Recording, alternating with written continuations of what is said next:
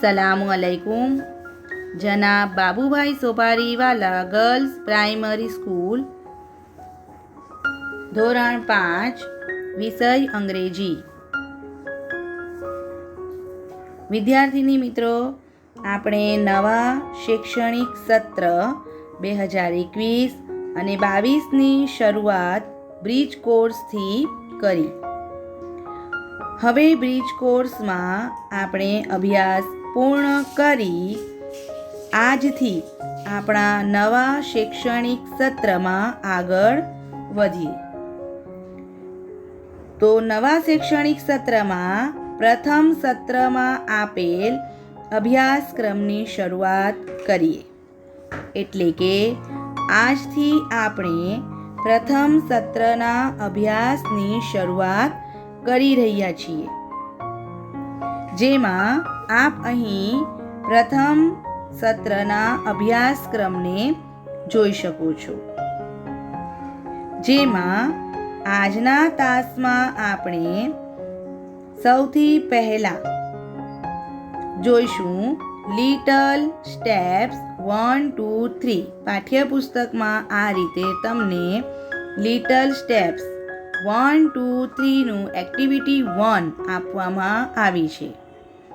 તો ચાલો વિદ્યાર્થીની મિત્રો, આપણે આજથી આપણા પ્રથમ સત્રના અભ્યાસક્રમની શરૂઆત કરતા પાઠ્યપુસ્તકમાં આપેલ લિટલ સ્ટેપ્સ 1, 2, 3 એક્ટિવિટી 1 એના વિશે સમજ મેળવીએ। તો એક્ટિવિટી 1માં અહીં તમને કાવ્ય આપવામાં આવ્યું છે। આ જે કાવ્ય તમે જોઈ શકો છો, એ કાવ્ય આપે ધ્યાનથી સાંભળી એને મારી સાથે દોહરાવવાનું રહેશે। તો હવે દરેક વિદ્યાર્થીની મિત્ર અહીં ધ્યાન આપે। Activity 1, I have a little shop. I have a little shop. These are all the things I stocks. These are all the things I stocks. Books and pictures, beds and toys, meant for little girls and boys, pets for all, dogs, cats, rabbits, birdies, goldfish in a bowl of glass, goldfish in a bowl of glass, swishing, flashing as they pass, corn for little tummies। અહીં clues છે: rabbits, pictures, parrots, puppies, ice cream, pigeons, games, books, coffee, kittens, toys, boys and girls। તો હવે વિદ્યાર્થીની મિત્ર, આપણે આગળ વધીએ, જેમાં સૌથી પહેલા અહીં આવતા જે અઘરા શબ્દ છે એના વિશેની સમજ મેળવીએ। અહીં શબ્દ છે અંગ્રેજીમાં, એમના ઉચ્ચાર અને અર્થ। તો અહીં આપણે સૌથી પહેલા જોઈએ લિટલ, LITTLE, લિટલ એટલે નાનું, શોપ, SHOP, શોપ એટલે દુકાન, થિંગ, THING, થિંગ એટલે વસ્તુ, the stock, STOCK, to stock એટલે સંગ્રહ કરવો, meant for, MEANT, meant, meant for, FOR, meant for એટલે ને માટે, pet, PET, pet એટલે પાળેલું પ્રાણી, bride, BRIDE, DIE જે બર્ડનું પક્ષી જે છે બર્ડ BIRD બર્ડી બર્ડી એટલે પક્ષી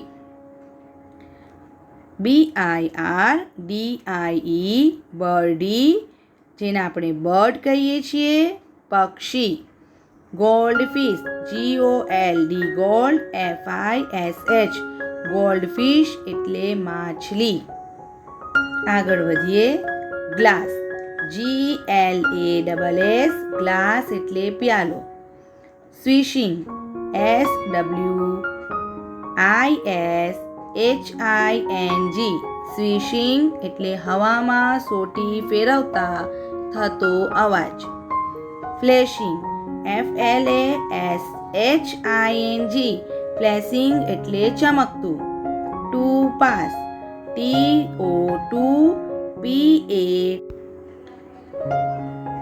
ટુ પાસ એટલે પસાર થવું ટમીઝ TUMMIES ટમી TUMMY નું બહુવચન ટમીઝ એટલે પેટ મમીઝ MUMMIES મમ્મીનું બહુવચન એટલે માતાઓ તો અહીં આપણે એક્ટિવિટી 1 માં આવતા અઘરા શબ્દ વિશેની સમજ મેળવી હવે આપણે કાવ્યની સમજ મેળવીએ તો એક્ટિવિટી 1 સમજૂતી I have a little shop મારે એક નાની દુકાન છે I have a little shop મારે એક નાની દુકાન છે લિટલ એટલે નાની શોપ એટલે દુકાન I have એટલે મારી પાસે મને એટલે મારે એક નાની દુકાન છે These are all the things I stock હું આ બધી વસ્તુઓ રાખું છું સ્ટોક કરવું એટલે રાખવું થિંગ્સ એટલે વસ્તુઓ These are all આ બધી વસ્તુઓ હું સ્ટોકમાં રાખું છું કઈ કઈ વસ્તુઓ તો બુક્સ એટલે પુસ્તક એન્ડ પિક્ચર્સ અને ચિત્રો બેટ્સ એન્ડ ટોયસ બેટ્સ એટલે બેટ્સ અને ટોયસ એટલે રમકડા બેટ્સ અને રમકડા meant for little girls and boys એટલે અહીં શું કહ્યું છે લિટલ એટલે નાની ગર્લ્સ એટલે નાની છોકરીઓ અને નાના છોકરાઓ માટે meant for એટલે ને માટે તો નાની છોકરીઓ અને નાના છોકરાઓ માટે આગળ જુઓ pets for all એટલે બધા પાળેલા પ્રાણીઓ પેટ્સ એટલે પાળેલા પ્રાણી ઓલ એટલે બધા ફોર એટલે માટે બધા પાળેલા પ્રાણીઓ માટે ડોગ્સ એટલે કૂતરા અને કેટ્સ એટલે બિલાડીઓ